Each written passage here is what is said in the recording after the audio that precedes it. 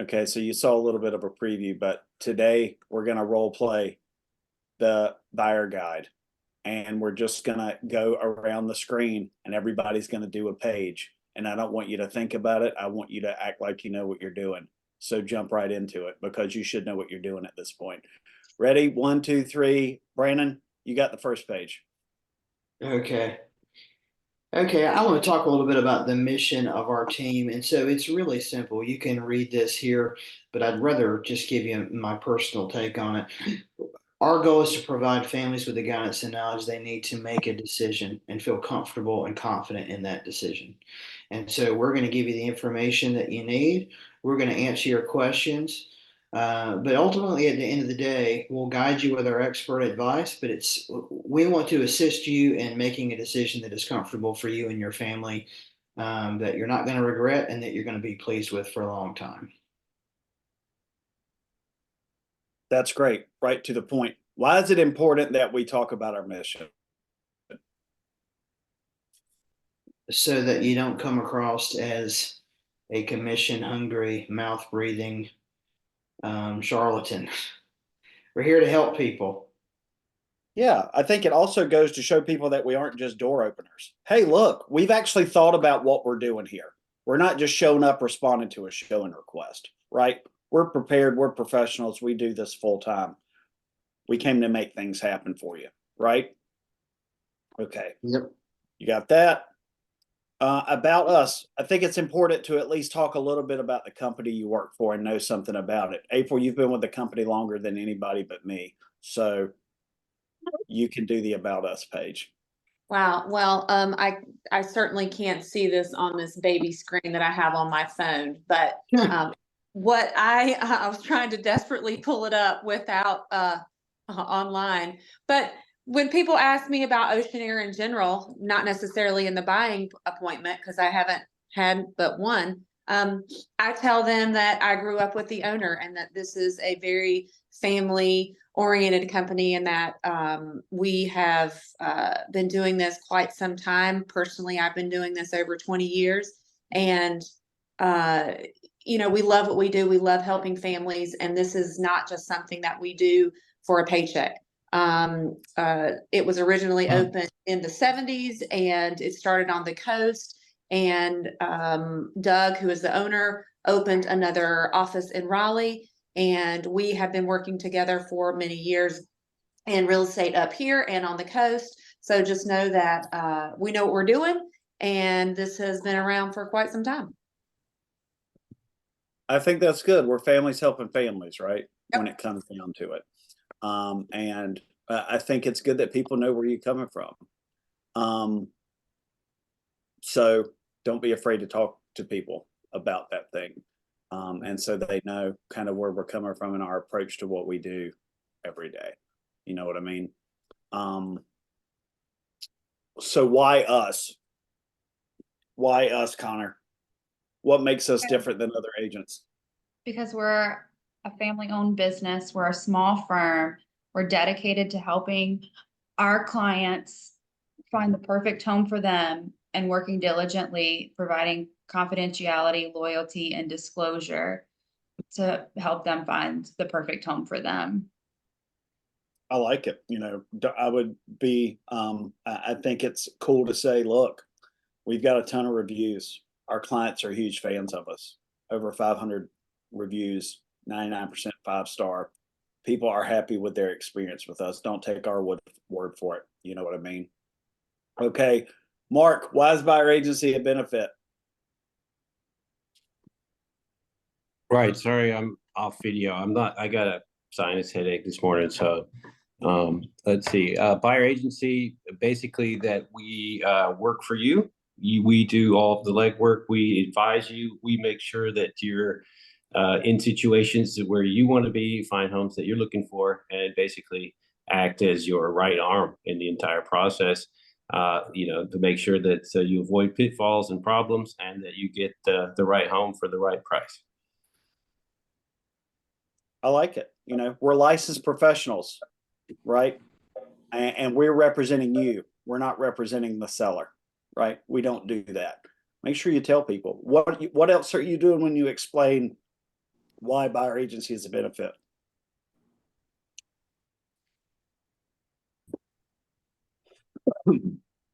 Well, loyalty.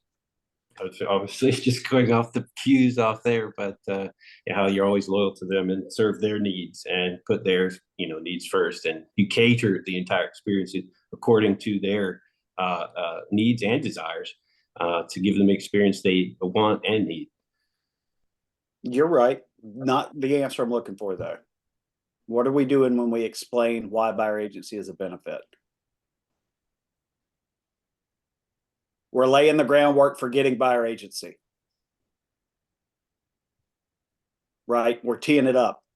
There's an agreement coming. At some point, we'll do this, right? We'll talk a little bit more about buyer agency. You don't really need to hit on this one other than, hey, here's our Raven fans. So, Michaela, explain us the home buying process. So, coming together to set up a strategy session to, figure out what their goals are, what their timeline is, and everything that, their questions about how to purchase a home or what they need to do when they sell their house. So, and then after that, get them under agency, and then work on all those wants in that session. So, and that's key of finding the perfect house, because in that conversation, you're not going to waste your time guessing of what they want. And the strategy session just kind of cuts out all that process. And then, in every step of the way, talking them through, okay, well, this is what, the contract details and what you need, with the inspections. And it's allowing them to understand we're not just leaving them in the dark. And Okay, hold on a second. Yeah. I want you to explain it like you're explaining it to a buyer, not to us. Okay. Well,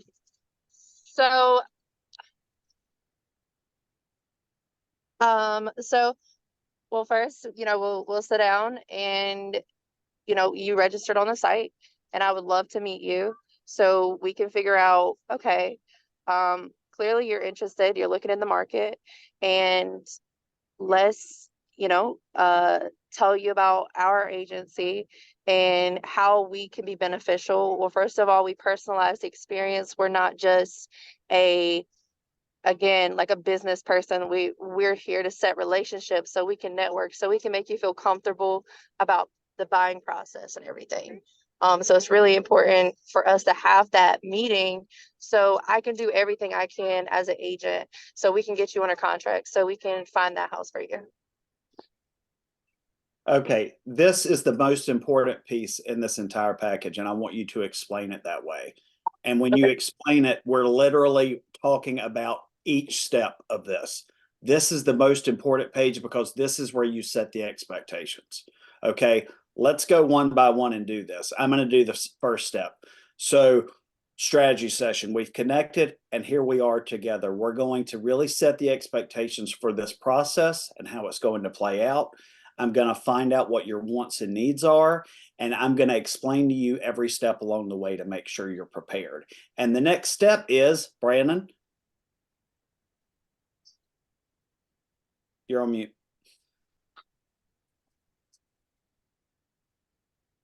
Next, discuss the process of connecting you with a lender who is going to help you vet your options and go through your finances with you, so that we can make sure when the time comes to write an offer, we're writing an offer that we're confident that we can actually close on, so that you can purchase this property and move forward, and that your financial credentials are strong. That's great. We can't make an offer on a home without a pre-approval letter. We want to make sure you know exactly what your budget is, not only from a purchase standpoint, but from a monthly payment standpoint, right? How much are you going to need out of pocket for your deposit? All of those things. We want to get those answers before we look at any more homes, or any homes if you haven't seen homes yet. But if you're doing this after an initial showing, before we go back out, this is how you save time running around with people who aren't qualified, because you didn't take the time to set the expectation that this is what you need to do next, because you let them think it's okay to get qualified after they find the house that they're looking for. Can I add something? Please. When I go through all 8 of these in pretty good detail, this is one of the pages that I spend the most time on. Yep. And like Doug said, this is setting the expectation that I'm the expert and you need me. This isn't just as simple as opening the front door like you may think it is. And the most important part on this page, in my opinion, is the first part, the strategy session. I explain, hey, we're sitting down to get started on this process. You may or may not have purchased a home before. You'll know that when you're talking to the person, more than likely. Whether or not you've ever met with an agent before, I want to start from scratch, like you've never had a conversation, because I want to make sure that you understand everything completely and that I don't leave anything out. Also, I want you to understand today is a job interview for me. It's my job to earn your business and prove to you that I'm the person that is in the best position to help you achieve your goal. At the same time, I have a good business going. I want to make sure that you're a serious buyer and you're not out here playing house hunters, because this is not, this isn't an activity that I do for fun. This is how I put food on the table. And just as you want to make sure that I know what I'm doing, I want to make sure that you're going to take this process seriously. So this is our opportunity to meet together and go over every single step and answer your questions and concerns. Let people know on the front end, I'm not here to fuck around, right? I'm here to take this seriously. When you take that approach from the start, they're going to take it from the start too. If you act really laissez-faire, like, hey man, it's no big deal, you just get to me whenever, when the train leaves the station and they're in control, you'll never be able to unpack that. Okay. I'm not saying you have to use the same scripts that I do or come across as I do. It moves out a little bit depending on the personality of who I'm talking to. But in that first beginning of this conversation, you make sure you let them know I'm the expert here and this is how we're going to win. I think what Brandon is really laying down here is the mindset you need to have coming into this thing and why you're doing it. How you articulate it is going to be dependent on just how you like to communicate, how you're comfortable with, so it sounds natural to you. Also, specific to the client you're working with. But you have to have the mindset what the purpose of this is. And I guarantee you that if you're doing this, you will get to things quicker. And if you're not using the strategy session, you are wasting your time and you're not doing a good job of providing value to your clients. It's easy to show up and show a house. It's work to walk through this. But if you don't want to waste time with people, you should be walking through this. That's why we put it together. That's why we coach on it, right? So after you know how to pay for your home, we're going to find your home. Now that we know what your criteria is, now that we know what you're looking for, now that we know what your time frame is and you're ready, and we know how you can pay for it, now we're going to go look at houses, because now you're in a position to make a move on something, right? We're going to do it. We're going to pick our top ones. We'll go through it. None of those work. We'll go back to the drawing board or keep looking. If one of them is, then we're going to go to the next step. And the next step is Connor. After we find your perfect home, then we write you an offer. We're going to walk through each process step by step. I have some disclosures you're going to need to sign, which will be your residential property disclosure, which you should have in front of you to have a look over right now. And we will need to sign the mineral oil and gas rights. Then we're going to walk through step by step what is going to be on your offer to purchase contract.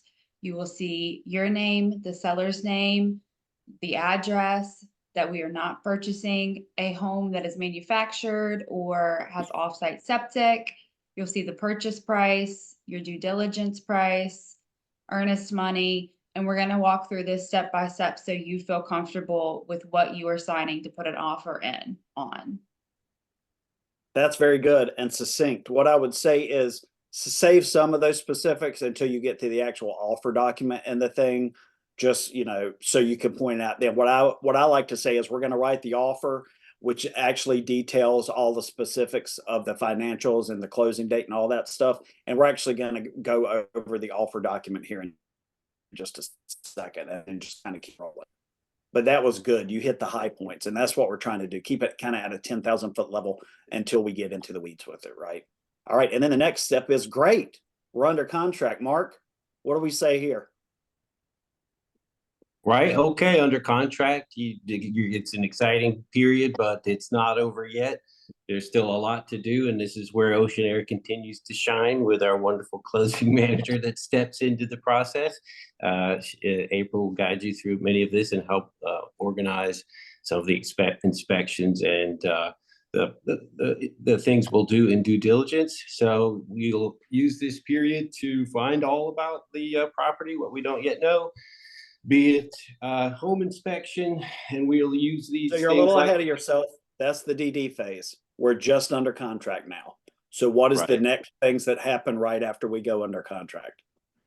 well, then you need to send the checks, the due diligence and the earnest money checks. Usually they've already had the disclosure at this point, or you send it to them.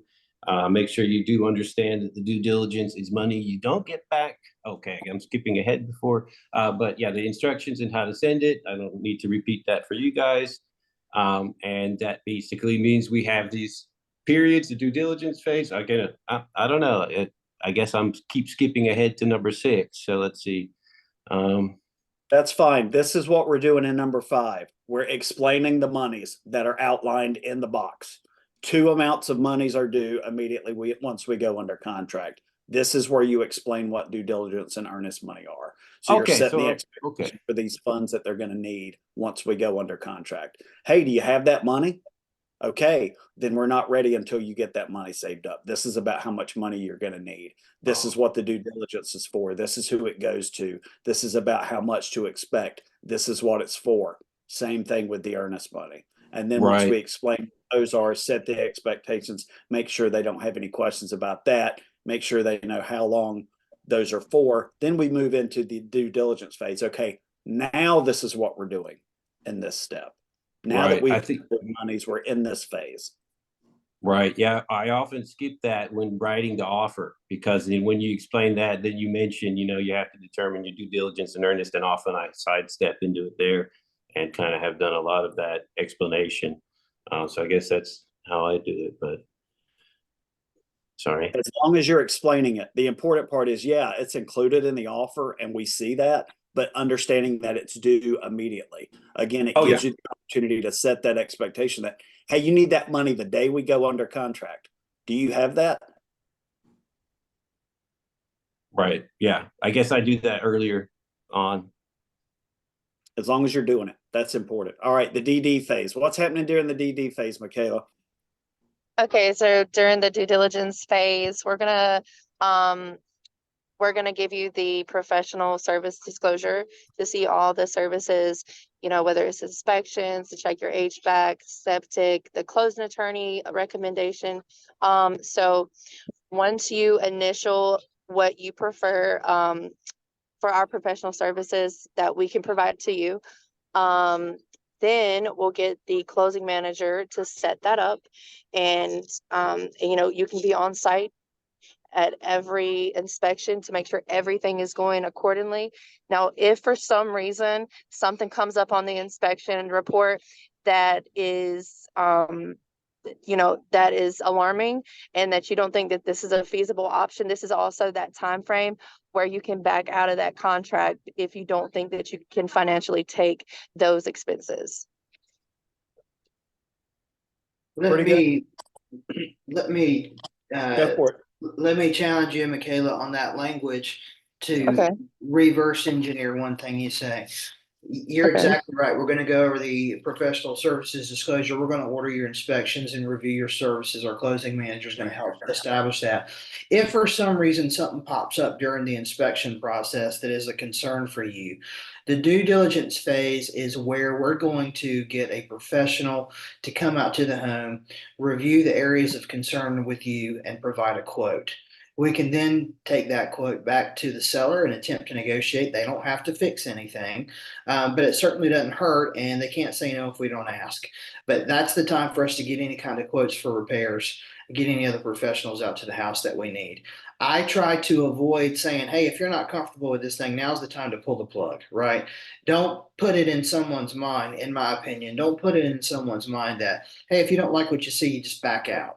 Right, and I Because- think a thing too, I say it like that is because the two properties that I've dealt with was as is and they've been foreclosure, so it was like really Mhm. didn't have any leg room for that, but that's Yeah. definitely a good way to So- approach it. And that makes sense that you would say it that way. Keep in mind that every property is technically as is, where is in North Carolina. Nobody has to fix anything, whether or not it's a foreclosure or a HUD owned property, which is a foreclosure, or it's just your next door neighbor. No one has to fix anything. So don't get too in the weeds on the as is, where is. Technically, they all are, but stress that this whole thing that we're doing is about providing value because most other agents aren't doing anything like this. So hey, if we find something on the inspection report that you're uncomfortable with, this due diligence period, now is the time in which we're going to get a professional to get in that house and consult with us and possibly give us a quote. And we can decide if that's something we want to take on, and we can also attempt to negotiate with the seller. They don't have to fix it. They don't have to reduce the price. They don't have to change the closing cost contribution, but now's our time to figure out exactly what we're getting and your comfort level with it. I'm definitely a big fan of, the more positive spin on things. But of course, we do have to set the expectation that, no one is required to make any repairs. Everything's Yeah, and I think negotiation. too, It's because I had the exploratory. septic We're system finding that out was, what's going on. What was that? yeah, I was thinking, I guess in my head, because the whole septic system, that was like $30,000 that my buyer was gonna have to take care of. So in my head, I think, that was a conversation, that we had talked about. Is that something that you're gonna be able to accommodate and things like that? Because definitely the listing agent had already set that in stone, and that's why multiple offers were basically they backed out because they couldn't pay, they didn't want to pay for those issues. And I know that's not like a common thing, but yeah, that's definitely a great way to, to flip a concerning situation to say, okay, well, we can find a solution in this kind of way. Absolutely. Right. And that's it. We can find a solution, or we can work towards a solution. And you definitely don't want to take something that is not a common thing and apply it to a common discussion, right? Because then you can Right. skew for somebody. All right. So we're through due diligence. We're moving to the final steps in the process. I think it's probably appropriate that April address this one. I'm so glad to take this step. Now we are ready to close. The closing manager has hopefully scheduled your closing for a time that you can make. And now we're going to receive the final CD from the attorney. What both your agent and the closing manager will do is go through this line item by line item to make sure that everything is the way that it should be. Checking on things that should have been paid before and now at closing. And you want to also go through that as well, see if you have any questions. And then the next step is to show up at closing and close on your home. After we do Don't a forget the- walkthrough, I forgot about the there you go. walkthrough. There you go. I The forgot about walkthrough is walkthrough. important. Yeah. Yeah, we're gonna do the walkthrough prior to going to your closing appointment, just to make sure that everything is as it should be, that if there was any repairs that needed to be made, they have been made. And also just to make sure the property is as I guess as it should be. Very good. Just as an aside from that, if someone waives a walkthrough, get it in writing and save it to the loop. Get an Oh. email, get a Okay. text, and make sure that you save it. We've What had people about- tell agents what that about you didn't like a- give me a sorry. chance to do a walkthrough, which is not true. I don't believe it. So make sure that What you about can. like a Zoom or taking your phone? Do you need it in writing with that too? I think if you're there and you actually do it with them, If it's they're not probably- there is what I'm saying. 'Cause Yeah, I if did they're that with not a property physically on Reed. there, if they're not physically there, if you do it on your own, you need to get something signed that says they're not going to attend a walkthrough. Okay. My people, when I Unless close, there's an extenuating circumstance, the final walkthrough on a resale property, it's a little bit different with new construction because they control the access to the property. But unless there's an extenuating circumstance, the final walkthrough should be done immediately before the closing. You would do the final walkthrough at the house, and then you would go directly to the attorney's office and sign. I personally know of an agent in Raleigh that last year they did the final walkthrough at the property 2 days before the closing. The morning of the closing, they went to the attorney's office, they signed, the deed was recorded. The buyers went to the house after they got the keys from the attorney once the deed was recorded. The night before, there had been torrential downpour. A tree in the backyard fell and landed on the roof, which was in the master suite upstairs, busted a hole in the ceiling, and the whole top floor had flooded overnight. Well, guess whose fault that was? And that was the agent's fault because they didn't check the home immediately before closing. And so their buyers inherited a house that they had to refloor. Don't put yourself in that situation. So for my closing, my people couldn't be there the morning before their closing. It was a new build, so we went Monday afternoon, but right before I met them at the attorney's office, I went by there to make sure everything was still good, just to, for my own eyes, that I could see that it was in the same condition that it was the day before.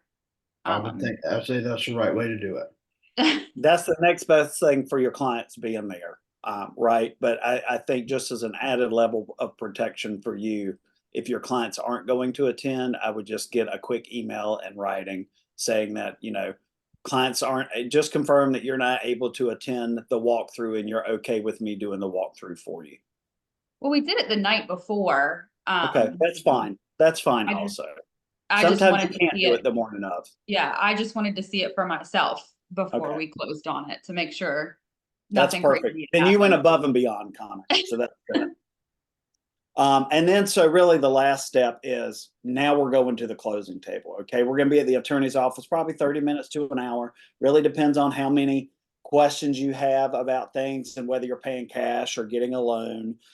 You're just going to be signing your name a lot of times. So make sure that you get your hand warmed up or whatever. And just don't forget to bring your ID. And also the attorney is going to send you wiring instructions for any monies that you need to wire to them in advance for the cash you need or the money you need at closing.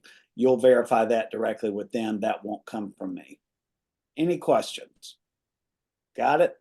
Okay, now you can tune out for the rest of this if you want to. This was the most important part. Have fun with it. It doesn't have to be all business. Like, we're making really important points here and we're setting expectations and delivering a lot of value. And we're going to be serious, but also have fun, because I'll tell you what I say when I get to the actual documents, when we get to the actual documents. So just some things to remember, Brandon, or consider. Yeah. So understand that in North Carolina we have a buyer agent and we have a seller agent. You also have what's called a dual agent, which is legal. I don't do it. I personally think it's unethical, and our firm doesn't allow it. But understand that I'm your agent. You don't want to share any information with anyone else. You want to keep that with me. Again, I'm your fiduciary. I've got your back. I have your best interest at heart. What are the benefits of buying? Well, there's several. You can get a deduction on your taxes if you have a mortgage and you're paying interest on that mortgage. You can buy down your interest rate. You can refinance over time. You're going to build equity over excuse me. You're going to build equity over the time horizon, which is going to increase your net worth. You can write off some expenses. Example, if you have a business and you have a home office, and you get a capital gains exclusion when you sell this property. I would encourage you to talk to a CPA about those. If you have any questions, and if you don't have one, I can refer you to one. Here's what most of your typical expenses are when you're going to buy. A lot of people, even if you get a VA loan or a USDA zero down loan, that doesn't mean you can't put any skin in the game, right? You're going to have to put some money into purchasing a home, even if you get 100% financing. Well, we've already kind of touched on two of these. What are they? Due diligence and earnest money. Remember, those funds are due immediately as soon as you go under contract. I got to deliver those checks immediately. Those funds have to be liquid in your bank somewhere that you can get access to immediately. It cannot be assets that you're going to sell and it takes you 3 days to get the funds. You got to have them now ready to go before we start looking at properties. If you're getting a mortgage, and you said you are, you're going to have an appraisal where the bank is going to order a licensed appraiser to go out to the home and give a 1-day valuation, in their opinion, on the value of the property. The reason for that is because the mortgage company actually owns the home. You don't. This is technically their asset until you've paid it off or sold it. And they want an idea of the market valuation of the property to determine how much money they're going to loan you. You're going to have home inspections. The size home you're looking at, I'm going to recommend Home Pest and Radon. Is 1,600 square foot home. You're looking at about $850 for all 3 of those. If you decide to go further out and you want septic or a well inspection, those are about $300 to $500 each. So right off the rip, you could be looking at about $1,500 to $2,500 in inspections if you go further out. If you're using a VA loan or a government loan, sometimes you're going to be required to have a septic inspection and a water test if you are on properties. If you're on septic and well, this is going to cost you more. Part of your closing costs is going to be establishing your escrow account. When you pay your monthly mortgage, you'll stroke one check. That check will cover your principal, the interest on the principal that you borrowed, and also it will fund your escrow account. So every year when your property tax is due and your insurance is due, you'll get those bills in the mail, but the actual bills will also go to your mortgage company. They'll withdraw those funds from your escrow account and they'll pay them. They want to ensure that those bills are paid to protect their investment so that the county doesn't file a tax lien, or if the house burns down and you don't have insurance, they've lost their investment. Think of it this way. Every month, you're basically putting a 1/12 of your property tax and a 1/12 of your homeowner's insurance into a piggy bank called your escrow account, and those funds are going to be withdrawn for you and pay those bills when they're come due. Excuse me. Part of that closing cost is also setting up prorated taxes, insurance, and HOA fees. Most HOA fees have some sort of, or most HOAs have some sort of move-in fee or setting up an account. You're going to pay a prorated portion to own the property from closing day to the end of that month. Remember, you're going to then skip a month, and your first mortgage payment is going to be due on the 1st of the next month. So if you close on March 15, at closing, you pay a prorated portion to own the home from March 15 to the end of the month. You skip April, your first mortgage payment will be due May 1st. You're going to have title search and attorney fees. Remember, the attorney has to facilitate the closing. They're going to draft up and file all the legal documents to do that. They're also going to make sure there's clean title on the property so that you're not inheriting a problem, which could cause you issues down the road. We're also going to make sure you're not in the flood zone. There's a flood certification fee for that. The attorney and the lender aren't just going to take Brandon Yopp's word for it. They're actually going to pull documentation to do that. And then the attorney is going to record the deed to make you the owner of the property with the county. The attorney is simply going to have you reimburse them for the expense that it cost them to record those documents and put them on file. That's good. And then the next page, and also, you'll vary the level of detail depending on maybe if this is someone's first time through this process or not, right? Because a lot of people understand what the payment and is comprised of and all that stuff. Some things to avoid. I would say, make sure you pay attention to this. Don't make major purchases or move money around unless you talk to your lender about it, or if it's just for the home purchase. Don't change your job unless you talk to the lender about it. Don't make any late payments or miss any payments that could affect your credit score, also affecting whether you or not you qualify. And the same thing with new credit lines. Don't go to Rooms To Go and open a line of credit and buy a bunch of furniture. Please don't go buy a new car, at least unless you talk to your lender first. Some things to do right before closing. We're going to make sure utilities are in your name to start the day of closing. So you'll want to reach out to the appropriate providers and get that set up a week or two before closing. And then some of these other things to think about. Kind of reflecting what we just talked about on the last page, here are some of those price ranges for some of these different things. Again, they can vary, especially the due diligence fee, depending on the situation. But this is to kind of just give you an overview and things to get you prepared for when we get to that spot. Any questions about that? Doug, this is not important, but it kind of bugs me that the pest is at the end of the home inspection and not on it's online. Say that again? where it says home reinspection fee, the pest is up there with the home reinspection fee. Oh, I see where you're talking Oh, I about. see that. Yeah, there should be a return there. And I'll let then my guy know. Thanks for pointing that out. you're welcome. And then for the flood elevation certificate, I know like when we do our, and maybe I'm jumping the gun on this. I know when we do our professional disclosure, especially at the coast, we're supposed to select that for everybody in case the attorney needs it. How does everybody else explain that to their clients? Cause like for this, for instance, this morning I sent the disclosures to my guy I just got under contract, and he was like, well, if I don't need flood insurance, then why is this selected as a service that I may need to get? I'll tell you what I say. Okay, You can pull up the NC flood, and I say it exactly like this. I can pull up the NC flood maps and I can show you based on or FEMA flood map, and I can show you that this house is not in the flood zone, but your lender and the attorney don't care to just take my word. They're going to make for absolute sure whether or not you need property or you need flood insurance on this property to protect the investment. And so they're going to do some research and pull some documentation to do that. Again, that's to protect their investment and yours. And so they're going to charge you for that. And the highest I've ever seen that charge is $15 to $17. But the reality is, it's a condition of your loan for them to find out whether or not you have to have flood insurance, and you have no choice. Honestly, you have to do this. okay.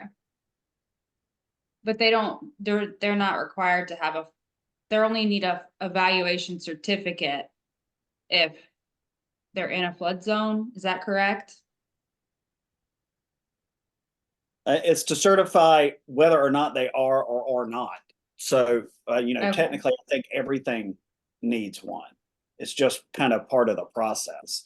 And I'll explain it to you like this. It's completely weird to how the different areas do things differently, because in the triangle, it never ever came up in my first 3 years in real estate. I had nothing to do with it. No one ever asked me a question about it. The attorney and the lenders or whoever handled it together. At the coast, all of a sudden, it was like agents are trying to find their elevation certificate. And I'm like, what the hell? Why are we involved in this process? We shouldn't have anything to do with this. So it really should be an attorney lender thing for them to work out. It shouldn't be something that we are in the middle of trying to find or dig up or anything like that. And I would just explain it that way. They need to certify whether or not you're in a flood zone, Right. especially for the lender to know if you're going to require that insurance. I think when people see this part and they see that it's $500 and up, and then they see it checked on their disclosure, it kind of freaks them out, and they're like, hold up, what do you mean? Like, why do I need that if I'm not? I in a think we flood can zone? probably have that worded a little bit better in Mhm. there. Okay, So I'll have him do that as well, since I'm sending this other edit. What would you suggest for the language, Brian or April? Um, for elevation certificate, I mean, I would say as required by attorney/lender. I can't log into .loot to check. Well, maybe I can on my phone because I have to two-factor authenticate it and I can't get any text messages. But I was going to look and see if I could find on a recent closed CD what the elevation certificate or the flood cert charge was. Well, if somebody can tell me, I can go in there and look really quickly. I can't think of one. Uh, Hang on. Anyway, give me a second. I can look. I would just say elevation certificate as required by attorney/lender. Because the minute you put a dollar amount on there and it's different from somebody have a problem with it. I think that's just what freaks them out, is because like when they're looking at it, because like I had it checked on my guys, and he was like, well, that's $500, and I was like, what? Hold on. Yeah, I'll change. I'll have that changed Yeah. as well, because I don't think that's necessarily an accurate representation. So thanks for pointing that out too. I appreciate that. I just wanted to make sure I was explaining it right, because I didn't want, I don't want anybody to get their CD and be like, hold up, you told me it wasn't gonna be this, or I didn't think I was in a flood zone, so, you know. No, Oh. it's an excellent point, and there's no reason to get anybody's dander up if we don't need to. Also, this is about providing information, not making people worry, right? So we'll get that updated, and I'll get it replaced once I get the edits back. Do you want a number? No, I don't think so. Okay. So the next section, we're going to look at forms.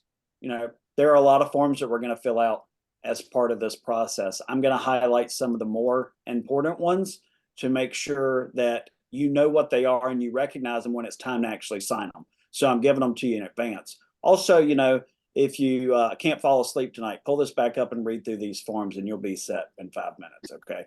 So just bear with me. Working with real estate agents. Mark.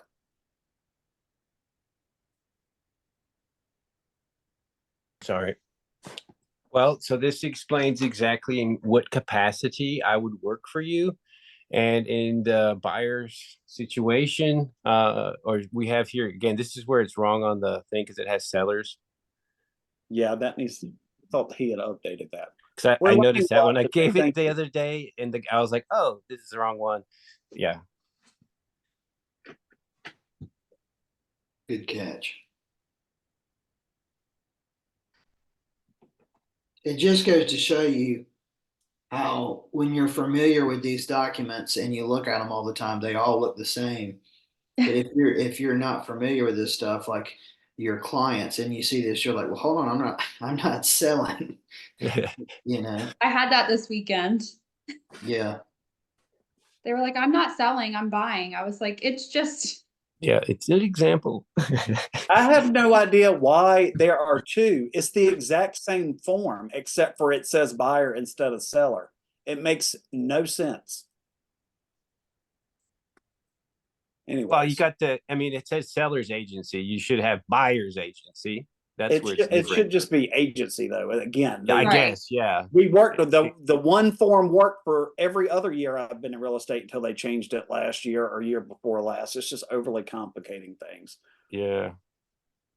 Yeah. So, well, okay. Anyway, so you explained the buyer's agency. So how we do not do the dual agency and why not. I'm not going into all that. How you can't really represent anyone really and speak and an advocate for them and be an advocate for them on either side. That's why we'd only do the designated dual agency, and then as far as and then we do those.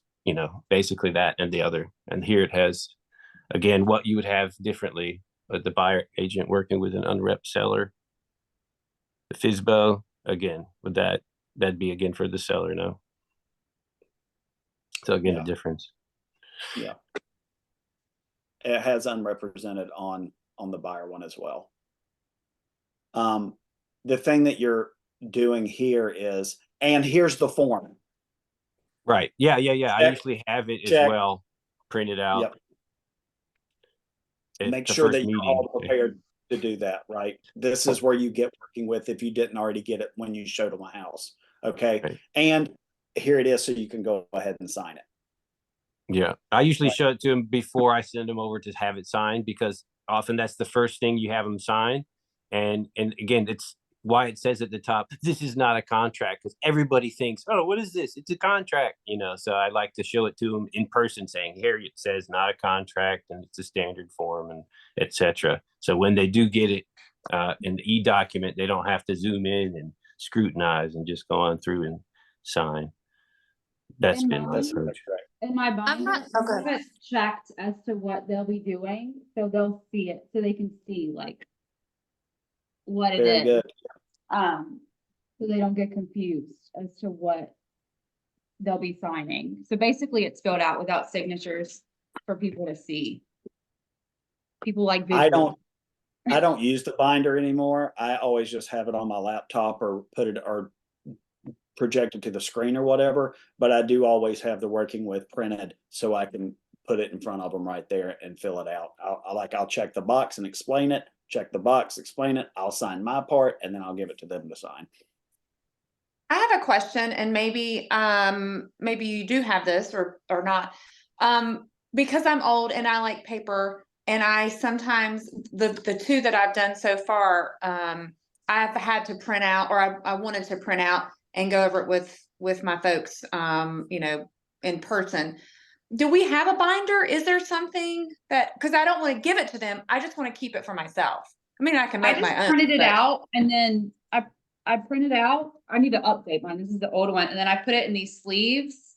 Okay, Cause All it's, right. so it's bigger and we can like flip through and okay. And I Yeah. have, I mean, I'm guessing that I have this. So, okay, yeah. All right. I didn't know if we had one like bound or something I didn't know of. Not that I need it. I just was asking. And Here's not, something, go ahead. here's something you can do. I did this past weekend. I had a listing appointment.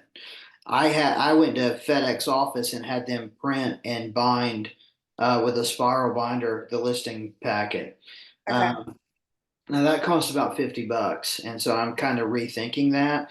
But if you wanted to get a buyer or seller version made for you that you just held on to, as Yeah. long as you're making sure that you're providing them with the other forms that you're required to provide them, I think you could do that. Well, that's kind of what I was thinking. To be honest, this is not what we're showing them, is not specifically for them, because we're going to have them go and sign everything. So I think me personally having one, if I need it to present, is really all I need, because I'm going to send everything else electronically anyway, unless it's, you know, for someone that doesn't have a, you know, computer or whatever. Anyway, okay. Yeah, I would agree, April. The only caveat is that on the agency agreement, you do check that you have given them a copy of several documents. And so we actually have to give them a copy. I think we satisfy that by sending them the buyer packet through the loop if you want to do that. Yeah, I was getting ready to say, I hope so, because I don't know that I've ever physically given papers to the ones that I've done before. Okay. Yeah. Now, you don't have to physically Um, give it to them, but that way, if you shared it through Dot Loop, you've got a record that you did. Okay, and I don't want to move on too quickly, but for the OTP, not that I don't want to hear what everyone else is doing, but I would love to hear Doug and Brandon, one of you, go through that, just to get how you know, some tips on going through the actual OTP and not getting in the weeds. I Yeah. definitely do it without getting in the weeds, I think. This is what I'll say. Okay, here's the big one. This is the offer to purchase. We're ready to move forward. We've talked terms, we've looked at comps and everything. We know what we want to offer. So all the big information is really here on the first page. Seller's names, your names, the type of property, and then the address, and then the actual legal description, the way it's represented in the tax record. So we make sure that we get the right title transferred, right? And then here are the numbers. First line is the purchase price. What's your offer amount? Remember, we talked about the due diligence amount? That's the second line. Remember, it's due right away. Typically, they prefer a personal check. You can also do a bank check, etc. Third line is the earnest money. Remember, we also talked about that. Then we're going to skip down to the last line, and we're going to reflect that you get a credit for the due diligence money and the earnest money at closing. So it's basically going to show the purchase price minus those two amounts, because those amounts are going to go towards your closing costs. Now, as we discussed, there's going to be other closing costs, but that's just showing you get a credit for those two that you've already paid. Second page, we're moving over to the escrow agent, and the way we use it, that's going to be our closing attorney. I suggest we use X, depending on where the property is that you're talking about. We use them all the time. They're great to work with. We'll make it really easy for you. Scrolling to the bottom of the page, we've got the due diligence period. Remember, we get to negotiate or say how long we want that period to be. Typically, it's going to be between 14 and 21 days. We want to skew towards the longer end of that as long as we can, to give you as much time to get those inspections and to get the appraisal back if you're getting a loan. Moving on, top of page 3 is the closing date. So we're going to pick the day that we want to close. Loan process probably takes about 30 days typically. Different loan types can take different periods of time. If you're paying cash, it could be a different time frame altogether. Sometimes we can move it up. Sometimes it might take a little bit longer depending on your situation or the seller situation. It's all negotiable. So we'll talk about that once we get to that point with the specific house. Moving on to the next page. These are things that are considered fixtures. they convey with the property automatically. So anything you see on this list, unless the seller tells us they're taking it, they convey automatically. We don't have to write anything else in the offer about them. However, moving on to these next two lines, items leased and not owned or other items that don't convey, this is where they would list things that don't run with the property, right? If there's something you want in the property, and the most typical things are refrigerator, washer, and dryer, they're considered personal property. We need to write those in. The other appliances, we don't. They're fixtures. They're back up here. Make sense? So if we see those in a property and you want them, we'll just write them in right there. Continuing on down, you can read through a lot of this for yourself. We need to represent how you're going to pay for the house. That's why it's step 2 after we meet today, is to make sure that you're pre-qualified before you're out looking, because we got to tell them how you're going to pay for it, whether it's cash or what your loan type is, how much money you're putting down, how much you're borrowing, etc. If you're selling, we have to disclose that here. So we'll let them know. Luckily, you guys don't have to sell, so you don't have to worry about that. That'll make it so much easier. I'm going to share disclosures with you. I'll give you samples of them in a minute. We'll get them for every property. And this is just signifying that you've had a chance to review them. Next page, telling us a little bit about the seller, how long they've owned it, and then the HOA. If there's an HOA, who it is, who manages it, how much the dues are, how often they are due. Continuing on, if there's a fuel tank, just disclosing that, so we're aware of all of those things. This tells you about all the seller obligations. Basically, they're required to provide clear title, meaning there's no liens or anything else that would cloud the title. That's what that due diligence period is for the attorney to work all that out as well. However, if for some reason, there's a cloud on the title, you get a refund of your due diligence money if they can't fix it, because that means the seller can't deliver. Deeds, fees, and tax, or deeds, taxes, and fees here. This is just your guys' legal names. We're going to put it on there the way they're going to record your names on the deed. If we get the seller to pay any expenses, any of your closing costs, that would go here. Again, that's negotiable. If we ask them to provide a home warranty, or you want to buy one of your own, or they've already provided one, we'll indicate that here. Here's some more information just about the association and closing, etc. Possession, if you were going to possess before closing, or the seller was going to keep possession after, we'd indicate it here. Other addendum, if they're applicable, we would include it here. This is the page where you sign. This is about wire fraud. I mentioned that earlier. Take note of that. This is all the a real estate agent's information. And then this is the actual receipt that everyone will sign for the due diligence and earnest money, or the seller and the attorney will sign. Any questions about the offer? April, was that succinct enough? Did I hit the high points? Yep. So you can go through like each paragraph. No, God. Absolutely not. And that's I what would I say, was now really look, wanting. Yeah. I Here. hit the high points. Please read through this. That's why I'm giving it to you in advance if you have any more questions. But we're not going to read through this line by line while we're sitting here. No wonder my buyers look glassed over about halfway through that. Yeah. I'm like Doug. I hit the high points, and I try to eject some very dry humor. As you can tell, that's kind of my style. And I tell my people, I say, listen, the North Carolina Real Estate Commission paid an attorney to do this. And so the attorney drafted 17 pages so they could justify how many hours they billed them for. And so we're going to hit the top level items, and you've got a copy. If you want to read this thing, knock yourself out, you'll fall asleep. That's almost exactly what I say. Take the edge off, throw a little dart at the attorneys, we're good to go. It's a government document, so of course it's a pain in the ass and longer than it needs to be, etc. I hit the high points, you read through it, let me know if you have other questions. This one's fun to explain. Who wants to take a shot at it? What is it? Oh, I'll do this one. Oh, Got to get in the final walkthrough. So this is the professional services disclosure. The North Carolina Real Estate Commission asked us to go over this document with you for a very good reason. As your fiduciary, there are several services that I can offer for you, but of course they cost you money. And because of that, we need to go over them together, because I don't want to spend money for you without having your permission. Also want to explain the importance to you of these items. There's about 20 on here. It's for buyers and sellers, but it's heavily skewed towards buyers. And so, being honest with you, several of these are going to be conditions of your loan. You're not going to have a choice. Okay, you're going to have to do them. I'll explain what those are. The other ones are completely up to you. I can give you some insight on those, but ultimately, at the end of the day, we're going to do what you want to do. Okay, so the first one is an accountant, CPA, or tax advisor. You're buying this as your primary residence. You're not buying this as an investment property. You're not doing a 1031 exchange. Would you like to talk to a professional about the financials with respect to your accounting or your taxes on this property? Okay, you don't? Okay, do you have someone you can reach out to if you want to, or do you need me to connect you with someone? Okay, you don't. Okay, well, we're going to waive that. I've never had anyone do that. Appraisal. Okay, you're getting a loan.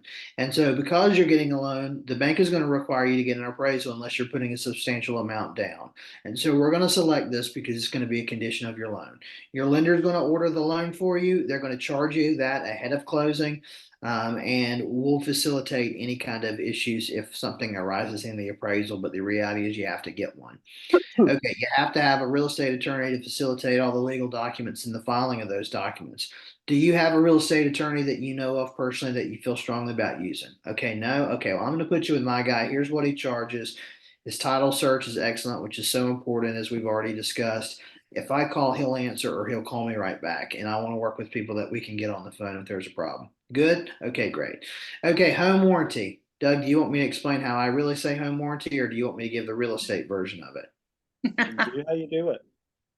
Okay, you can order a home warranty. We can help you facilitate that if you want. Over the course of my real estate career, 90% of people that order home warranties are completely disappointed with them and they think it's a waste of money. There are several different options. I can send those to you, and if you decide that you want one, let me know and we can help you order one.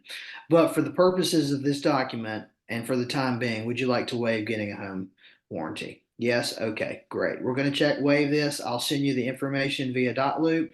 Look at the options. If you decide that you want one, you let me know. Okay, now we're on the inspections. This is the most important part of what we're going to talk about. So please make sure we're on the same page. As I've previously told you, I'm going to recommend Home Pest and Radon. We have the same group that does those. Okay, they do the actual home inspection. If the owner, he's going to be not available, one of his associates will do it. I trust all of them. He'll do the home inspection. The pest inspection and the radon are subcontracted out to groups that specialize in those. Size of the home you're looking at about $850 to $1,000 for those inspections. Again, now with the home inspection, we're not there for the entire inspection. We're going to come at the last 30 minutes. You got the opportunity to review and ask any questions you want of the home inspector. But we're not going to be there for the entire inspection because I've learned through experience, if we do that, you're going to be looking over their shoulder and asking them questions throughout. And the reality is we're paying them to work. So let's let them work and come at the end and we can wrap up everything together. He'll show you the report. You can ask any questions you want and he'll give you his opinion. Are you good with the home pest and radon? Okay, great. Okay, HVAC. So the home inspector is going to look at the HVAC inspection. If something causes concern, he'll let us know. And if at that point in time you want to get a HVAC specialist to come out, we can add that. But unless there's a reason to do that, you can probably save a little bit of money by skipping that. Would you like to skip that? Okay, great. We're going to waive that for now. And if the home inspector finds an issue, we'll come back and add this in and we'll have an HVAC tech come out. Okay, unfortunately in this house, there's no pool or spa. Maybe the next one, right? So we're going to skip it this time. Okay, great. House isn't on septic, house isn't on a well system. We can skip those. Wood pest, that's just a fancy way or just a different way of saying termite inspection. Remember, we previously discussed 25%, 1 in 4 in North Carolina has termites. This is definitely something you don't want to skip. You're good for that, right? Okay. Reinspection. You can waive this for now, in my opinion, and here's why, but we'll do what you want to do. There's no point in going ahead and schedule the inspector to come out a second time unless we find an issue that we need to have fixed. Okay. And the time comes that you want to have a repair re-inspected or we need to get somebody out, we can add that at any time and we can update this document to reflect that. But for now, we're going to operate under the assumption that we don't need to go back out a second time. Are you cool with that? Okay, great. Okay, on to insurance. Okay. You're purchasing a home with a loan, you're required to have property insurance. Or you're buying this house in cash, you're not required to have property insurance. But let's not kid ourselves. the place burns down, you've lost everything. So let's get property insurance. Do you have someone that you want to use? Okay, who are you using? Okay, I'm going to put them down. You don't have someone, can I refer you to someone? Okay, this is my guy. I trust him. I don't get anything out of you giving him business. I just know that he's dependable. Okay, you good? Okay, great. Okay, you're not in the flood zone. We're going to waive flood insurance. Or if you are in the flood zone, we're going to put you down for flood insurance and we repeat that same process. Okay, National Flood Insurance Program Elevation Certificate. We talked about this earlier. Your lender and the attorney, they're not just going to take your real estate agent's word for it that you're not in the flood zone. They're actually going to research that to determine whether or not you're required to have flood insurance. But you can't escape this because you're getting a loan. You're going to have to get this. Okay. Okay, great. You're getting a loan, right? Okay. Who are we doing your loan with? Okay, boom. We're going to put them on there. Survey. Do you want a survey or not? The only way to know what your legal property boundaries are is for you to get a survey. I would really encourage you to get that done in advance of closing, because if you do that, then the attorney can attach your survey to the title insurance in case something ever comes up. You're covered after the fact. The attorney will order that for you. Okay, if you don't want a survey, or if you're not ready to commit to one, here's what I'm going to do. I'm going to check waived on this, and I'm going to go ahead proactively and reach out to the attorney and have the attorney get me a quote for a survey. I'll share that quote with you. If you decide after getting the quote that you want to move forward with the survey, we'll update this document to reflect that. Does that sound good? Okay, good. Pictures and measurements. There's two ways that I explain this. Pictures and measurements. You're not selling a property, so this doesn't apply to you. So we can skip this. This is for a seller. However, if you're buying a house in cash and you don't have to have an appraisal, you don't have to have an appraisal because you're not borrowing money. But I would really encourage you to get the property measured. It's only going to cost you $125 or whatever. The reason for that is we want to verify that the square footage listed on the property, on the marketing for the property, is accurate. I don't want to buy this house and it's actually 500 square foot less than they tell us, because when you call me in 8 years to have me sell this place, and if I find out the square footage is off, we're screwed. Okay. So let's get the house measured for $125. You cool with that? Okay. Thank you for doing that. Termite bond. I just always say, here's what's going to happen with the termite bond. That more than likely the pest company is going to come out, and as part of their pest report, they're going to offer you warranty coverage or a termite bond, and you can add that on your own if you would like to.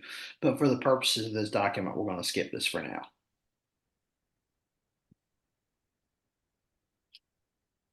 That was great. I will tell you how I do it if you're interested. Go for it. I really do have to run. I'm like right up at the last minute to get to this walkthrough on That's time. fine. I Thank don't you, get guys. that in depth into this at this point, guys. I say, you see the list of services on the left-hand side? Those are typically associated with buying or selling a house. Once we go under contract, we'll discuss whether or not you want those services and to use our provider or not. If you do, you'll initial selected. If you don't, you'll initial waived. We'll talk about it once we go under contract for the specific house. Good enough? Good enough. That's all I do. I don't go line by line through it, especially not now. I will ask them once we get under contract, okay, are you good with just home pest radon? Do you want septic? Do you want well? Or do we need them because it's an FHA or a VA loan? Okay, we'll include those as well.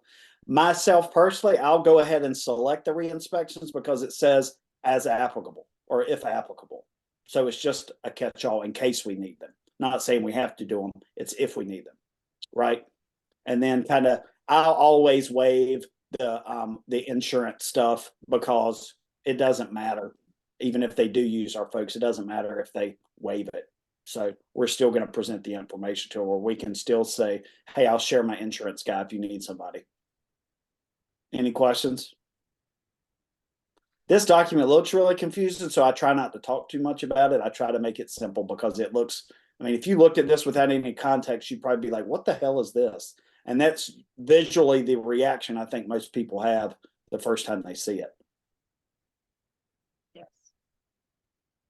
This is great because those documents we just looked at, the offer to purchase, this is an explanation of that from the North Carolina Realtors. So read through this for a little bit more layman's terms, just to make sure that you don't have any further questions about what we talked about already. Fair enough. It recovers, I mean, it recaps basically everything we went through. And then, congratulations, we're under contract.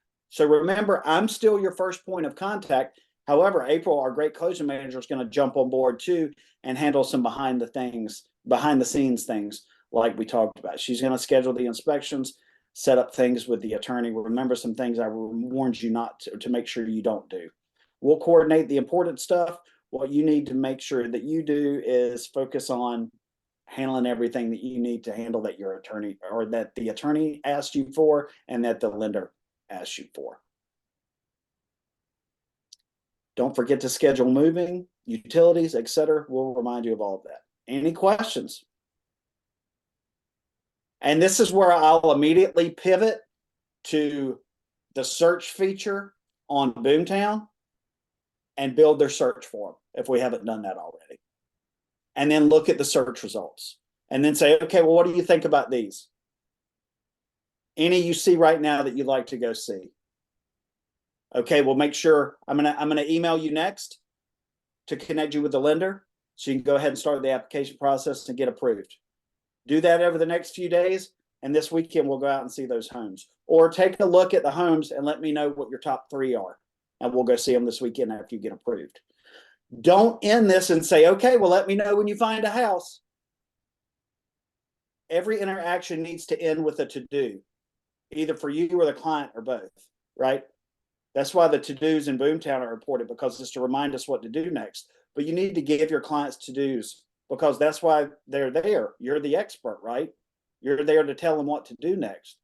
Okay, so here's your homework. Apply for the loan. Look at the search results and send me feedback in your top 3 to see this weekend. Or, talk with the lender about your credit. Or let me know when you're going to come into town if you did this virtually. And make sure you do those things in advance so I can go ahead and block the calendar for your trip here. All of those things. Make sure that you're not ending a meeting open-ended. When you get in front of someone, the purpose is to set the expectation for the next step or set the next appointment. So make sure that you're doing that. Always. Even if it's a follow-up, because none of the houses we saw today worked. Okay, well, I'm going to go back to the drawing board and send you some more houses to look at. Let me know what you think of those. Please, please, please don't just leave it open-ended. That's where you lose people, because you didn't give them anything to do next, especially follow up with you. What y'all got?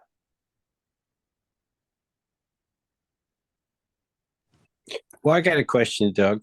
Well, Go it's for it. more of a, I guess, like the thing I had. So I did a showing for a couple, and they were saying, yeah, we're thinking they're happy in their home, and they're thinking of just, moving that next step upwards, and kind of getting down to the coast, which is always a dream.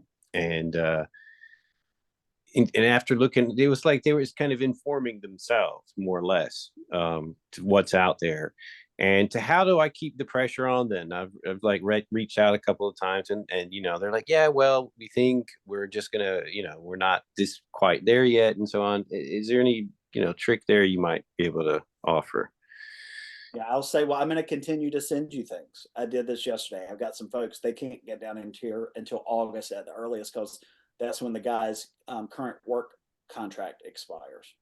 And I was like, hey, first of all, thanks for meeting, or thanks for the feedback. That's helpful. I can take this into consideration when I'm sending you stuff. I'm going to stay in touch with you, but I'm also going to continue to send you things. I'm going to reach out to continue to get feedback, but also to see if your timeline changes, or if your thought process has changed, or your priorities have changed, any of that stuff. But don't wait to hear from me. If you've got something going on, or something changes, let me know. That's the best way I can work for you, is to know what's going on with you. Not everybody's going to be serious about moving forward right now, and that's fine. But, instead of just saying, okay, well, let me know, say, well, hey, I'm going to stay in touch. I'm going to continue to send you things. I'm going to continue to follow up and see what's going on with you guys. Okay. So that cool. way they're not surprised when you reach out and they're like, well, we told you we weren't really ready. Well, yeah, well, I told you that I'm going to be following up, right?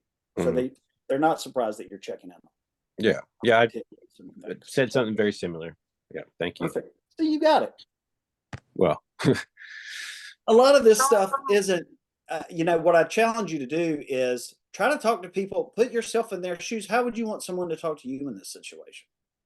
You know, what would you find valuable? Yeah, I definitely try and do that. I think it's one thing I find I can do usually quite easily is trying to put myself in their shoes. At least I feel like I can do that, and try and see it from their perspective. I love perspective. It's a big word I use with my kids all the time.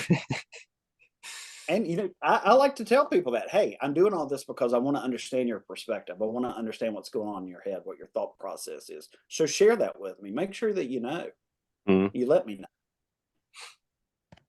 Good question. I have another question. So I've had two leads this way. One of them is a guy, his name is Gary. We talked and he's always looking at my emails and, you know, we communicate, but he has an agent and like, I've left it alone, of course, because I can't do anything, but you know, he clearly told me that, but he still is sending me information. So how do you suggest, or what do you suggest in that situation? Because I'm not trying to step on any toes, but then again, I'm not trying to, I guess, ignore him. Like you understand what I'm saying? I would tell him I could risk losing my license by working with someone who has told me that they're under agency with another agent. You need Okay. to talk to your agent. If your agency agreement expires or is terminated, I'm happy to help you. Yeah, because you know, I put him in the trash folder and I notated it, and like I'm still getting emails from him, and I'm like, I didn't understand what was going on. But yeah, no, if he does reach out, I'm definitely gonna just let him know. But I just didn't know how to handle that situation because yeah, there's like two or three in my boomtown that they have agents, and he for sure has been just like kind of emailing me recently. You know, I tell people I would love to help you and I would love to be your agent, but you told me you have an agent. So I can't help you unless that agency agreement expires or you terminate it. If that Yeah, happens, give me a call. Otherwise, I can't help you because I could yeah. lose my license. And if they respond to that with anything other than okay, I'll let you know, or I understand, then make sure their searches are turned off and just say, look, I'm not replying again. Okay. April, I have a question for you. Where would I see, like, I'm looking at my closed CD. Where on there would I see like the flood evaluation cost, like what they charge? Hang on. What's the address? I'm looking at like 1616 Chadwick. It should be in the loan costs Loan cost. on page 2. I think it's at the top.